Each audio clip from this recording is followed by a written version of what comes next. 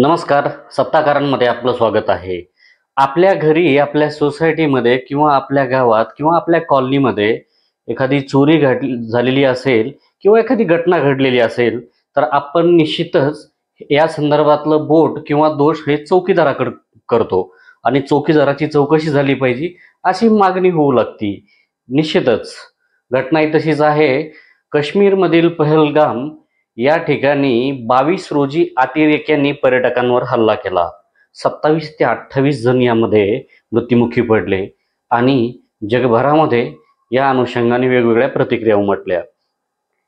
साधारणतः ही घटना घडल्यानंतर तातडीने त्या ठिकाणी काहीतरी वेगळी कारवाई होईल अशी सर्वांनाच एक अपेक्षा होती. मात्र तसं काही झालं नाही. नरेंद्र मोदी जे आपल्या देशाचे पंतप्रधान आहेत ते बाहेर होते. बाहेर देशात होते. ते तातडीने देशात परतले. या संदर्भातल्या बैठका घेतल्या. मात्र नेमकं काय झालंय हे देशाच्या प्रमुखांनी खरं तर देशाला संबोधित करायला पाहिजे, सांगायला पाहिजे. मात्र इथं तसं झालं नाही. ते पत्रकार परिषदा घेत नाहीत किंवा पत्रकारांना सामोरं जात नाहीत. लोकांनी विचारलेल्या प्रश्नांनाही उत्तरं देत नाहीत. नेहमीप्रमाणे तसंच झालं आणि ते या अनुषंगाने चर्चा करून त्यांनी एक सर्वपक्षीय एक बैठक आयोजित केली. मात्र याच बैठकीला त्यांनी दांडी मारली. कारण काय? तर त्यांना प्रचाराला बिहारला जायचं होतं. त्या ठिकाणी ते प्रचाराला गेले. नितीश कुमारांसोबत हसत खेळत बोलतही होते. आपल्या घरामध्ये, गावामध्ये, भावकीमध्ये किंवा मित्रपरिवारामध्ये एखादी घटना घडली किंवा एखादा व्यक्ती गेला तर आपण एक शोक व्यक्त करतो आणि साधारणतः जी गावाकडे पद्धत आहे, आता शहरातही बऱ्यापैकी त्या गोष्टी पाळल्या जातात, की 13 दिवस ते दुखवटा पाळला जातो आणि त्या अनुषंगाने लोक भेटायला येतात. बाबा की तुम्हाला या दुःखातून बळ मिळो किंवा सांत्वन करण्यासाठी. मात्र इथं स्वतः बैठक घेण्याचं सोडून देऊन ते मात्र प्रचारामध्ये गेले. या संदर्भात खूप टीका-टिप्पणी झाली आणि देशाच्या पंतप्रधानाला या संदर्भात काहीच गांभीर्य नाही, अशी प्रतिक्रिया उमटली. त्याचं कारणही तसंच आहे. कारण त्यांनी बैठकीला उपस्थित राहणं अपेक्षित होतं. मात्र तसं झालं नाही.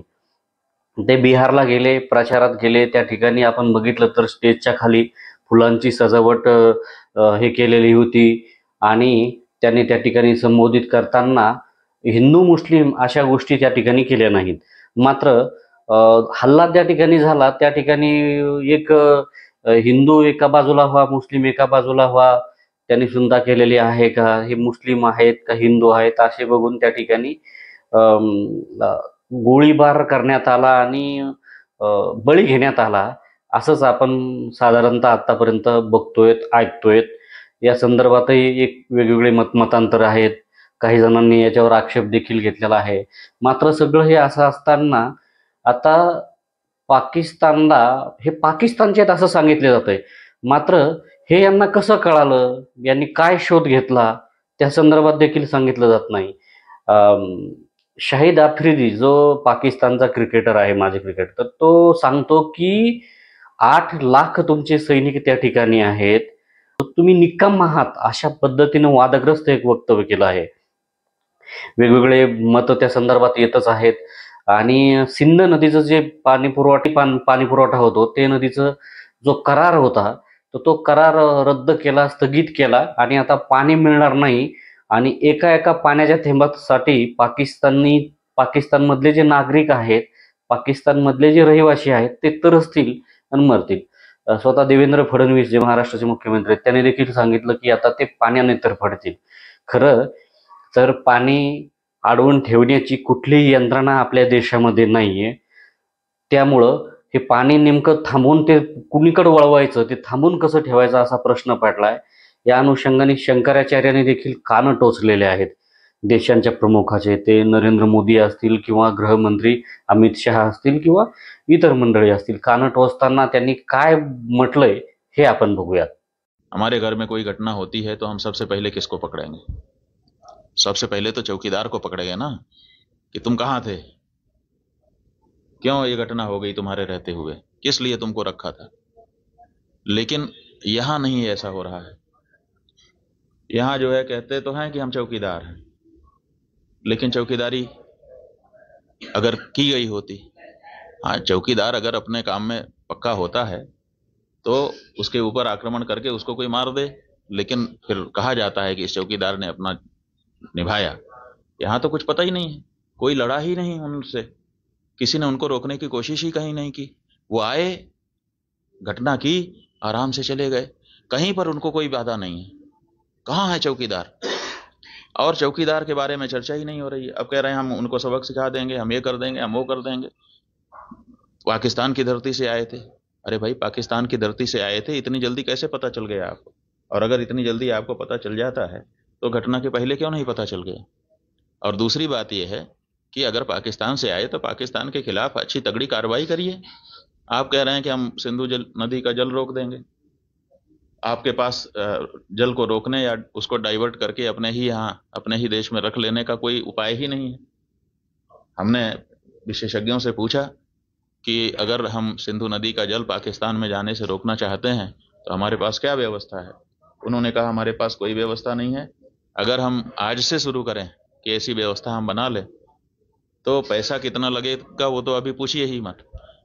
अगर पैसा पर्याप्त दे दिया जाए, पैसे के कारण एक दिन भी काम ना रुके, तब भी 20 साल लगेगा, तब हम सिंधु नदी का जल रोक पाएंगे।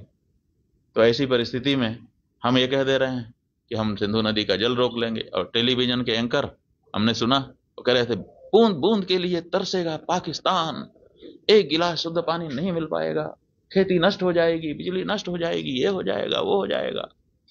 गजब बता रहे थे, ऐसा लग रहा था कि जैसे प्यास तो लग ही गई पाकिस्तान को अब।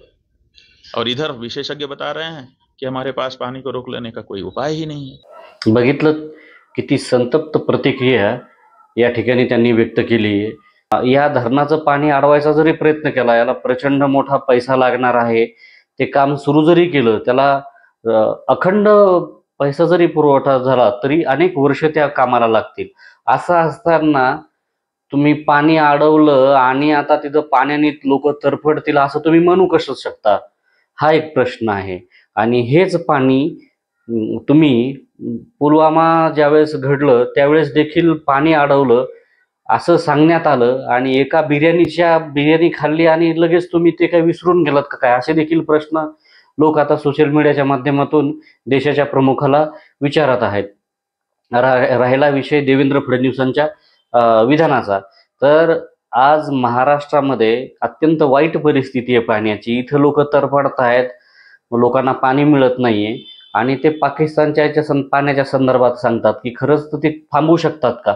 हाही देखील एक मोठा प्रश्न आहे। त्यामुळं कुठेतरी या विषयावरून दुसरीकडे लक्ष घेऊन जाण्यासाठी ही वेगवेगळी विधाने केली जात आहेत का आणि लोकांना गुंतवून ठेवलं जात आहेत का?